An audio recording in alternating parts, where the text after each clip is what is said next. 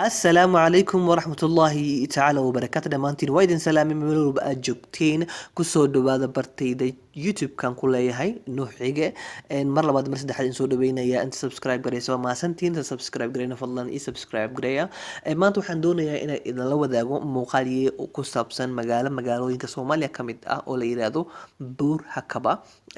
actually aad baan ugu mahad celinaya dhalinyarada isku howshay